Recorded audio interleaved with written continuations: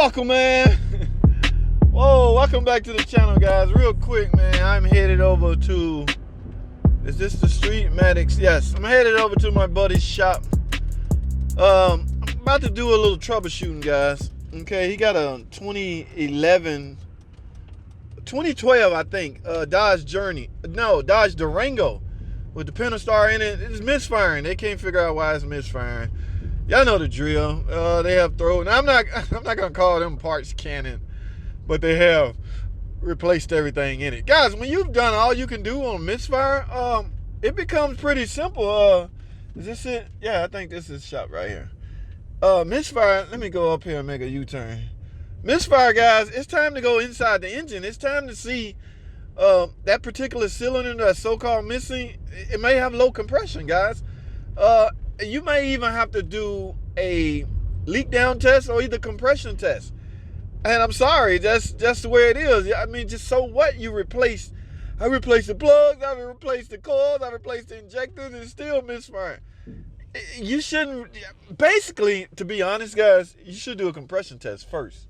All right, because nothing else will matter if you have a low compression or you have low compression in that cylinder. Nothing else matters. All right, so, but there's some good news. If it's found out that the problem is internal, that particular unit falls under the recall. Not even a recall, it's an extended warranty. FCA extended that repair up to 150,000 miles. All right, so I don't even know how many miles on it, guys. I'm just talking hypotheticals.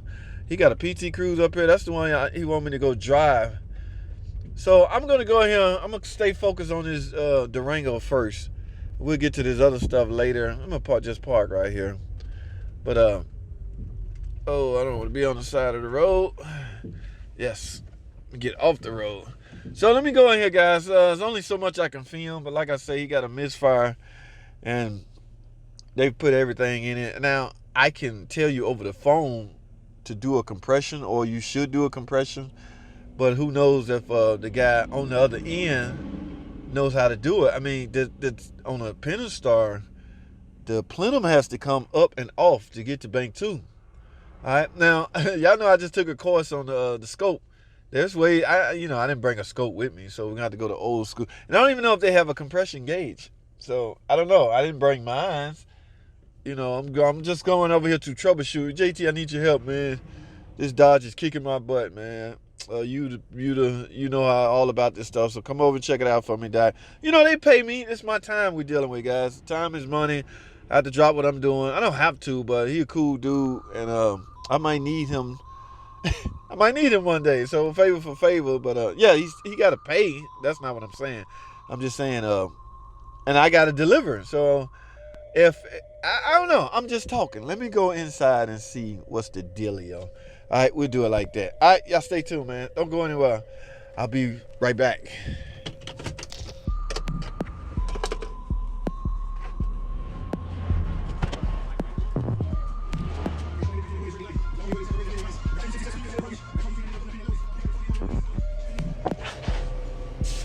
Oh, what's up, man? You gotta do that for me. Yeah, what you got? I don't even see it out here. Oh, it's over here. Durango? No. It's a Jeep. What's the name? Grand Cherokee. Oh, Grand Cherokee. You got the... Alrighty, guys. My man said it was a Jeep, not... Okay, but the same theory apply, guys. Misfire, if it's Pentastar, same situation. The recall applied to 2011, 12, and early built 2013s.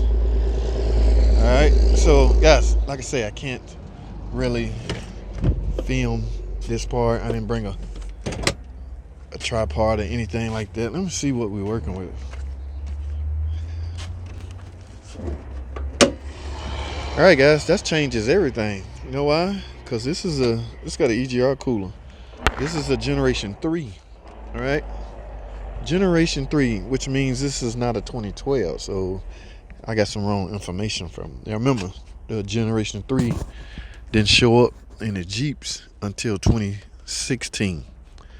It showed up in the 17 Pacifica, but the Durango and the Jeep Grand Cherokee, this showed up in the Grand Cherokee. All right, so I gotta go a whole nother route. But at any rate, guys, let me I need my phone, so let me shut this video down, and I'll keep y'all up to date though. All right, stay tuned. Alrighty, guys, I'm getting a full. Oh man, you'd be surprised what you figure out when you finally go on a test drive. Yes, this thing has some transmission problems, guys. There's nothing to do with misfire. Well, I mean, it can come off feeling like a misfire, but no. This thing have some transmission problems. Okay, so what I got to go back. Look at that. I'm banging. Oh, I'm just jumping in and out of gear, guys. Y'all. Oh, yes, guys. This is not a misfire. This is a transmission problem. 8-speed transmission, guys. You can't fix this. At least I have no parts or no way to fix it. Okay, I'm not sure I would recommend that anyway. Okay, so yeah, he got to make some decisions now, buddy. Now who's blocking me in? I can't get in, so I'm going right here. Test drive is really what I needed. I'm gonna start, because it's hard to try to figure out what people are talking about, guys. I have to. Test drives are your best bet. You see what I'm saying? So yes, I found out what I needed to know by merely test driving this thing, and it's not good. So, but it's not my call.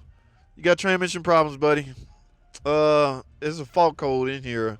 Let me go ahead and see what this fault code is. It had something to do with speed, man. And guys, like the only repairs I've ever made on this 8-speed rear-wheel drive transmission is putting a valve body in. But quite frankly, that is the repair. That's a major repair. Now, I don't know. I guess there's a slim chance clutches can burn out and fail, but the way everything has been redesigned, that's highly unlikely. Your biggest problem you're gonna have, and if you don't have any like burn-up planetary gears or C's gears or anything like that, your problem is almost 90% chance electrical, meaning that electronic valve body, which is the TCM and the valve body all together. If you get a new valve body, you got a new transmission. In so many words, if you think about it, the problem is this valve body is on back order, guys. It's hard to get one right now. Yes, I had to resort to putting a whole nother used transmission in the car one time because it needed a valve body. We couldn't get one. I'm talking even from a dealership. They on back order. So I don't know what people are resulting to now. They're going to check engine light. So I have some major. Let me go ahead and talk to my buddy. I've done all I can do. Okay. It's not a misfire, and we got that. Y'all, this was done off camera. We spoke again. He wanted me to quick learn the transmission. Yes, it was hard to get it to quick learn because if your D light is blinking, you can forget it. You got to shut everything down.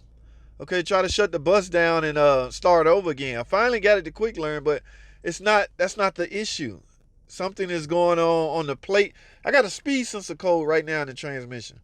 That whole speed sensor is monitored and detected by the plate on the valve body, which you need a valve body. It's all going to point back to needing a valve body. All right, so I'll let screenshots play on these codes I got. But guys, I'm done here. All right, let me go ahead and talk to my buddy, and we're going to go from there. That's all I have. Thanks for watching.